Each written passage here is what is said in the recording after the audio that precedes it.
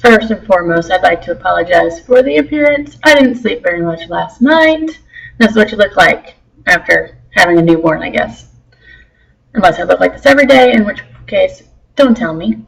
Alright, so this weekend you have the Counter-Reformation. Think about the fact of counter-reform. You had the Protestant Reformation where they were trying to fix the problems with the church. Now the Catholic Church has realized that they need to go in and fix their own issues to hold tight on to what Catholicism was.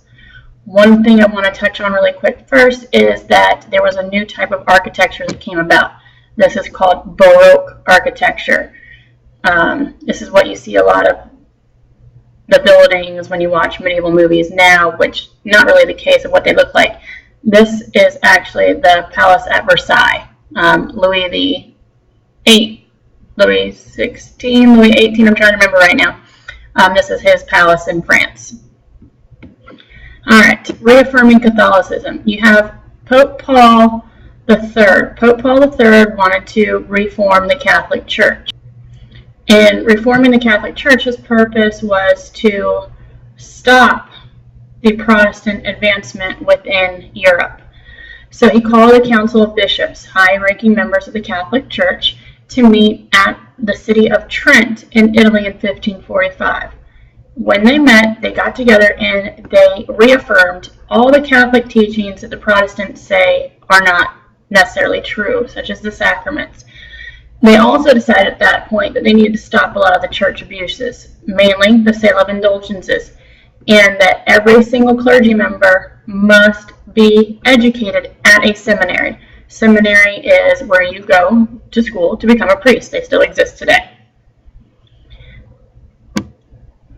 And they wanted to convert people to Catholicism and reinforce within Catholics that already were there the spiritual life of the church, God, Jesus, the Holy Trinity, all of that they wanted to reinforce with their own people. Then you have a man named Ignatius of Loyola, this dude right here. Ignatius of Loyola created a group called the Jesuits. The purpose of the Jesuits was to be a missionary going out spreading Catholicism, but not just to spread Catholicism, but to combat heresy. If you are a heretic, that means that you are going against the Catholic Church, going against God. Now, it used to be just going against God, but with us having the different branches of Christianity now, it was going against Catholicism. So if you were a Protestant Christian, or even an Orthodox Christian, you were considered a heretic. The purpose of the Jesuits was to preach to the people, help the poor, and then set up schools and universities. You think about the last two, helping the poor and then setting up schools and universities, that would appeal to the people more and try and draw them in, lure them in. As missionaries, the Jesuits are going to help strengthen Catholicism in four main places: Germany, Bohemia, which always makes me think of the Bohemian Rhapsody, Poland, and Hungary. These are all Eastern European countries, which means they're closer to the Orthodox Church. Eventually, they're also going to carry their message to the Americas after the conquest, parts of Africa, and eventually even into Asia. You also have a Spanish nun, Teresa de Avila. She is going to set up the Carmelite nuns. The Carmelite nuns were a large missionary group to try and reach the women of Europe. She also wrote about her teachings and her spiritual findings, and they are supposed to be one of the classics within the Christian faith. With Protestantism, Catholicism, and Orthodox, we're going to create a divided Europe. You have Muslims, various types of Christians now, and Jews all living in the same region. So it's going to cause some issues. The Holy Roman Emperor Charles V tries to stop the spread of Protestantism. He is Catholic, obviously, Holy Roman Emperor, but he can't stop it.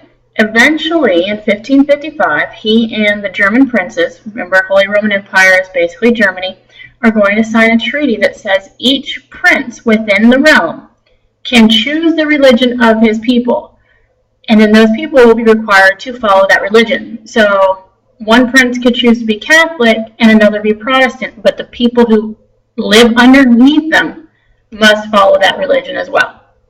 So let's say, hypothetically, Miss Lipscomb is a German prince. She chooses Catholicism. Mr. Beatty, also a German prince, chooses Protestantism. All seniors, actually that probably wouldn't really work. Let's go with Mr. Knight. Mr. Knight chooses Protestantism. All sophomores would have to be Protestant. If they're not, they could be persecuted. As Miss Lipscomb being the freshman administrator, we would all have to be Catholic, and if not, we could be persecuted. Now, the treaty is going to set the stage for Europe to become even more divided. Basically, what happens is in the northern parts of Europe, it becomes Protestant, and in the southern parts of Europe, it's Catholic. That makes sense, seeing as how the Roman Catholic Church is in Rome, which is southern Europe. Many of the Europeans are going to support Protestantism for religious reasons. But there's also going to be some non-religious things that get pulled in. And as a result, the 16th and 17th century are going to have tons of religious wars going on. It's going to lead to a lot of death, a lot of destruction. Think about it, 100 to 200 years of war off and on, not really the best thing. The 30 Years' War was the biggest one you need to know. It was a devastating war that involved pretty much all of Europe. It's essentially the First World War. Then you have a man named Cardinal Richelieu, this guy right here, who changes the focus of the war from being religious to political. He was a Catholic man, but when the French started to win, or looked like they were winning, he switched sides and joined up with the French, who were mainly Protestant. Big issue.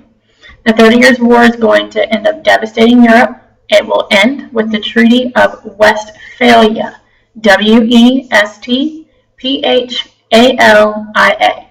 and it will last from 1619 to 1646. So again, not really 30 years. Historians give them these names, even though they're not really that long. We're also going to see the growth during this time of religious prejudice. Again, you have Jews living in the region. The Jews get caught in the middle, yet again, between the Catholics and the Protestants who are constantly fighting. They just kind of get pushed aside. You have the Jesuits who are trying to push Catholic doctrine around and force it upon people, which is going to cause issues and division. And then you also have the Spanish Inquisition. Remember, Spanish Inquisition was Ferdinand and Isabella trying to ensure that everyone in Spain was Catholic. Not Christian, Catholic. Reconquista was when they were trying to get rid of the Muslims, the Spanish Moors. Now, it's anyone that's not Catholic, you're gone. And this is where you're going to see a lot of torture devices. Long-term results of the Counter-Reformation, and actually the Reformation in general, you have the growth of secularism, the growth of worldly things. People are going to be less religious. And this is in part due to the fact that what Martin Luther and John Calvin preached was that you didn't have to follow all these rituals. You didn't have to go to church. You didn't have to be baptized. You have the justification by faith alone, or salvation by faith alone, with Martin Luther, who said, you follow the Bible, you read the Bible, and obey God, then you're good to go. John Calvin, with predestination, says before you're even born, God already has everything planned for you. Then you have the growth of individualism. This grows from the Renaissance, focusing more on your own personal needs and desires, and your own accomplishments. What can you do? Because before this, you were limited due to the church. And then eventually, took a while, but after the 30 Years' War, we are going to start to see the growth of religious tolerance. Does that exist everywhere? No, not even today.